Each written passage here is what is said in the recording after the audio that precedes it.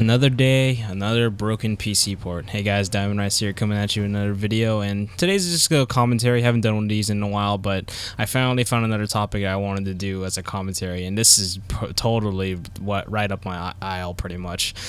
The PC port of Batman Arkham Knight was supposed to be one of the best ways to end the game, pretty much, or end that game series. And I honestly, I'm not really much of a fan of the series, but I do play some of them. I have Arkham City and I have Arkham Asylum as well. I finished Asylum, haven't finished City, but I don't know, just the way that PC ports have been making nowadays, it's just why? Like, these games are broken on release day pretty much. They're trying to compete with the consoles, they're trying to do all these kinds of shit, and yet the whole PC side is pretty much broken right now. Like, I don't understand how developers, publishers, and all that can release a broken product pretty much just for easy money pretty much is what it's happening here for all these things that especially for people that pre-ordered the game. It's really gonna be, it's really bad for those people. It's like, why even bother to release the game? You might as well just have it delayed right now, and it seems like that's what's happening on PC. It's literally the state of PC right now. It's just how much can you make a game in a certain amount of time, and how much of it's going to be broken on day one pretty much, because right now a lot of games have been doing that. Batman Arkham Knight is definitely the one that's happening right now. Witcher 3 had some problems, but that's more graphically. I'm gonna get into that a little bit later. Let's see, Watch Dogs for sure definitely had big problems on launch day, and as such as well. Battlefield 4 and etc, all these things. Assassin's Creed Unity, the one from last year, was really bad as well. It's just, what the fuck are these freaking developers, publishers, and all these other things doing? And apparently, according to Batman Arkham Knight, apparently the PC port was made by 12 fucking people called Iron Galaxy Studios. A third-party PC developer, pretty much, or not. They don't do a PC development. They do just ports of games and everything. Apparently, they did the PS3 and Xbox 360 versions of Destiny, pretty much. They're the ones that ported that version. And yet, the only game that they did on the PC port, at least that was for a thing, was Batman Arkham Origins, the previous game to this series. It's like, really, a 12-man team working on a port that's probably had like maybe 2 to 8 weeks worth to fix the game to finish it on release day. Like, what's up with that? Why give it to them in that thing? And Nvidia, for one thing, has been trying to help out this Batman game for sure, especially for GameWorks, or that new API that's supposed to help out for you know, just adding up all these new programs, all these new shadow effects, all these effects, everything that's shown in the Batman series. And I don't know, it was broken on release day, and Nvidia needs to saw it through them that Warner Brothers need help with this game right now, and they're actually offering their systems up for Q&A testing pretty much, which should have been done before this game should have been out in the first place. It's just like, great, like, am I really just gonna have a broken port on day one now? Is that why I'm not gonna buy games on thing anymore?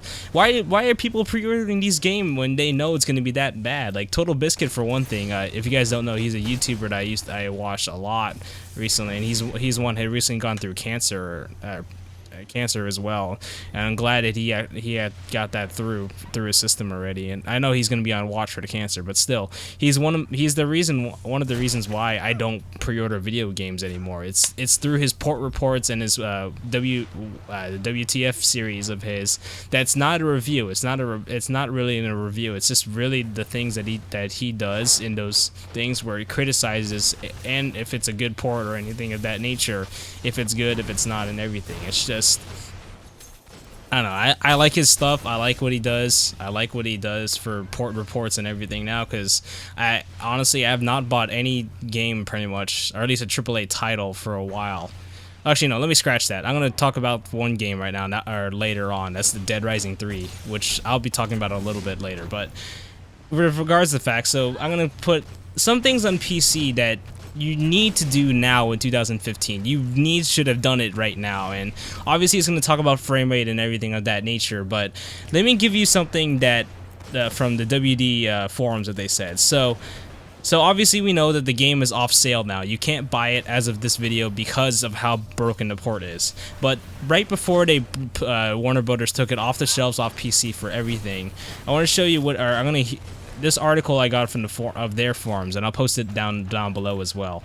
The recommended spec is the recommended spec is intended to deliver an experience on par with the current generation of gaming platforms. What? The recommended spec is intended to deliver an experience on par with the current generation of gaming platforms. So that means you're basing this PC port off the Xbox One and PS4 right now. Is that really what you're trying to say? Is that why this game is capped at 30 frames per second at 1080p? Like, honestly, it's like, don't even bother putting this port on PC. Literally, if you're gonna lock it at 30 FPS, at least have an option to turn it to 60 or something.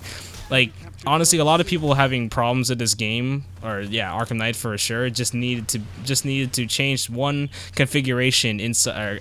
They call it a configuration file. They call it an INI file that locks or unlocks that frame rate pretty much. Which, it does help. It does go up to 60 FPS, but the game is so poorly optimized, it's like you won't even be able to reach it. You won't go up to that recommended spec and everything. But it says here, for the optimal experience, users with recommended spec hardware should not set their resolution higher than 1080p. Well, yeah, that's sure, but the recommended specs, in sense of thing, has pretty much a Core i7 3770, and an AMD FX 8350 going up. Those are like those are the higher ends of the recommended specs pretty much. With GTX 760 GPU. Like, those things are meant for recommended specs, and it's supposed to be good. But even a game that can't run it at 1080p 30 FPS at those kinds of settings, like no, just flat out no. I don't know. Honestly, I'm ranting right now, but I'm so glad I didn't buy this game. Let's put it that way.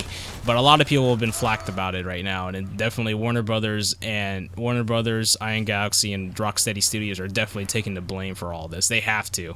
If they're not getting sued, I don't know what's happening with it, because this is definitely false advertisement for their game as well. Like, literally up to this point, there was nothing of that nature we're saying about having any of this before, and they were saying it's going to be like the next best thing of the game itself. And oh yeah, here's another thing from the same forum poster saying, for users that have an SSD available, we have noted increased streaming performance when this game is installed to that type of drive. No fucking shit. For a PC user, you know that. People have had solid state drives for a while. They know it already. That's like a fucking no-brainer question. Like, why even set it to that? I don't understand it. It's just like, wow. I don't know. I know I'm ranting, but it's literally the state of PC gaming, especially for us right now, is just lackluster right now. Just these more and more games are just really bad right now, and I'm glad that Steam definitely made itself known now, because now they implemented actually before the Steam summer sale what they call the Steam refund system, pretty much. So for any reason, no questions handled or no questions asked, you can refund the game as long as you played less than 2 hours worth of game time on it. Like, you can get your full money back, everything, no matter, regardless of whatever you say about it. That's an amazing thing nowadays, and that's pretty much what's happening for at least the this Batman game right now. It's like everyone's trying to get their refunds back because this is the first AAA title with the Steam refund system, and this is an example why this refund system was used now. It's just literally, I want my money back for something like this is so fucking bad. It's just like, why the fuck am I getting this really bad of a port, pretty much? I don't know.